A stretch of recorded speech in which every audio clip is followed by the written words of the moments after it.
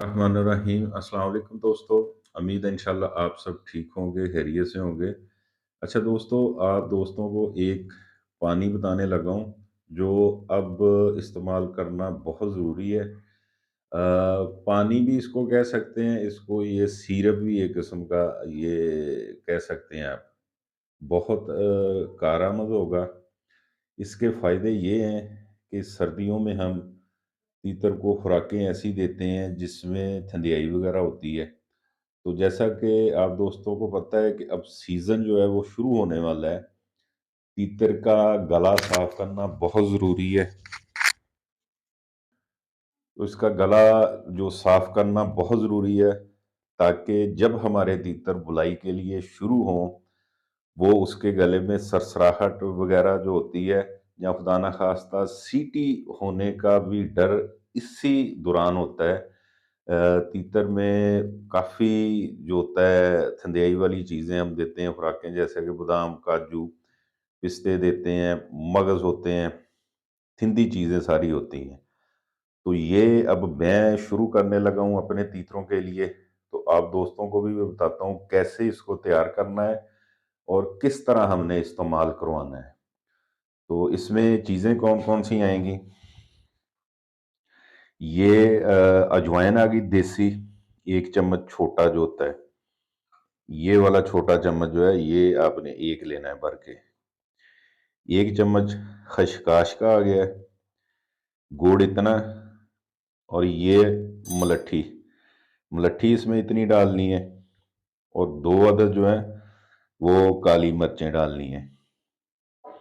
और ये 1 किलो का मग है, लेकिन ये आधा किलो हमने पानी लेना है, इसमें ये आधा मैंने किया हुआ है। तो चलें दोस्तों, आपको बताता हूँ कि हमने इसको कैसे तैयार करना है और कैसे हमने फिर सेव करना है इसको।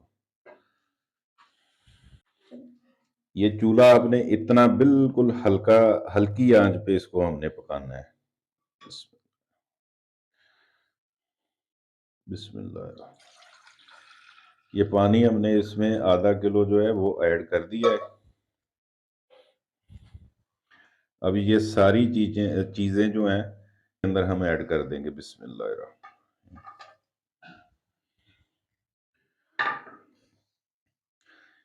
जी दोस्तों, ये आधा किलो पानी के अंदर ये चीजें ऐड कर दी हैं। ये फ्लेम आप देख लें कितना रखना है। ये आपने उस वक्त तक इसको पकाना है जब तक ये पानी आधा ना हो जाए। उसका मकसद ये है स्लो आंच पे पकाने का, ताकि इन चीज़ों का अर्क जो है वो निकल आए अच्छी तरह से। इसका असर जितना है वो पानी के अंदर आ जाए। तो स्लो आंच जो है वो लाज़मी रखनी है आपने, और कम से कम इसको आधा से पौना घंटा लगेगा इंशाल्लाह।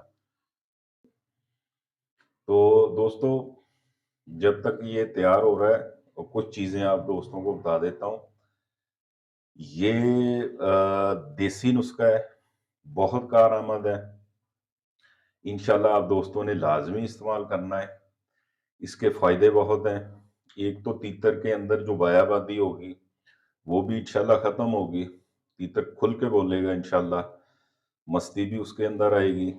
और मेन जो इसका फ़ायदा है, वो इसकी गले की सफाई, इसकी पट्ठों की, इसकी जितनी गले की रगें हैं, वो सारी इंशाल्लाह अल्लाह के फजल से बिल्कुल साफ होंगी। तीतर की बुलाई अच्छी होगी, जोर लगा के तीतर बोलेगा, बिल्कुल आवाज क्लियर करेगा इंशाल्लाह अल्लाह के फजल से। और इंशाल्लाह आप ये इस्तेमाल करवाते रहेंगे, अल्लाह के फजल से आपका तीतर सीटी भी नहीं होगा इंशाल्लाह अल्लाह के फजल से। और तीतर की थ्रो अच्छी होगी। ठीक है, थ्रो अच्छी होगी, आवाज साफ होगी, इसकी बायाबादी खत्म होगी। तो ये इन दिनों में ज़रूर हम इस्तेमाल करवाते हैं, इसीलिए दोस्तों के साथ मैं शेयर कर रहा हूँ। आप दोस्त भी लाजमी इंशाल्लाह इस्तेमाल करवाएं। तो अभी माशाल्लाह ये देखें, अभी थोड़ा थोड़ा पकना शुरू हो गया है। जितनी स्लो आंच पे आप पकाएंगे इसको, उतना इसका इंशाल्लाह असर जो है वो पानी के अंदर आएगा। इस पानी को हमने आधा करना है इंशाल्लाह। मुलट्ठी जो है वो भी हमारे शौक में अक्सर इस्तेमाल होती है, वो भी आप लेके रखा करें।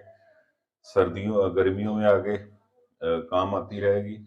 खशकास जो है वो भी, अजवाइन जो है वो भी, और काली मिर्च जो है, ये सारी चीज़ें हमारे शौक में इस्तेमाल होती हैं। तो आप थोड़ी-थोड़ी लेके रखा करें। मुलट्ठी जो है, आप दोस्तों को अक्सर दोस्तों को पता होगा, किसी को खांसी नहीं हटती, तो बुजुर्ग बताते होते थे कि मुलट्ठी की जो लकड़ी है ना, वो मुंह में रख के चबाते रहा करें, तो पुरानी से पुरानी जो खांसी है वो चली जाती है। तो दोस्तों इन चीज़ों को समझा करें, समझ-बूझ होनी चाहिए शौक में कि हम शौक कर रहे हैं, हमारे परिंदे को किस वक़्त कौन-सी चीज़ की ज़रूरत है। ये सारी चीज़ें आपको समझ आ जाएँगी तो आपका शौक अल्लाह के फ़ज़ल से बेहतर होगा। तो दोस्तों, वीडियो देखते वक़्त लाइक लाज़मी कर दिया करें, वीडियो को आगे शेयर भी कर दिया करें, ताकि दूसरे दोस्तों का भी फ़ायदा हो। और जो दोस्त न्यू हैं चैनल पे, वो चैनल को सब्सक्राइब भी करें, ताकि जो भी नई वीडियो आए, उसका नोटिफ़िकेशन आप दोस्तों को मिल सके। आप वीडियो देख सकें, आप अपने शौक में अल्हम्दुलिल्लाह बेहतरी ला सकें। तो अब पानी ये देखें पकना शुरू हो चुका है।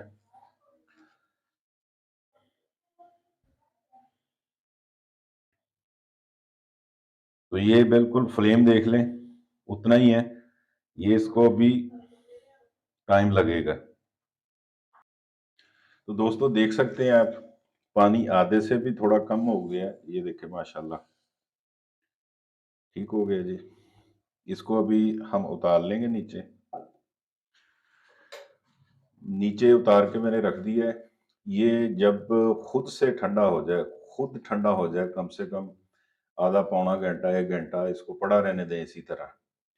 जब अच्छी तरह से ठंडा हो जाए खुद ही, उसके बाद आपने इसको छान लेना है। किसी कपड़े की मदद से छान के किसी भी बर्तन में, शीशी में आप इसको महफूज कर लें। ये देखें,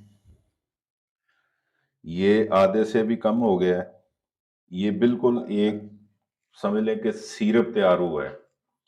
ये देखें कितना गाढ़ा है। ये बिल्कुल एक सिरप की तरह तैयार हो गया है। इसके माशाल्लाह बहुत सारे बेनिफिट हैं। ये अभी आप इस्तेमाल करवाना शुरू कर दें मार्च से पहले। अभी को 8-10 दिन है। मार्च के बाद तीतरों में मस्ती आना शुरू हो जाती है, धुलाई की तरफ जाते हैं। तो उससे पहले आपने इस्तेमाल करवाने का तरीका मैं आपको बता देता हूँ। पानी की आधी से कम कुप्पी रखनी है आपने।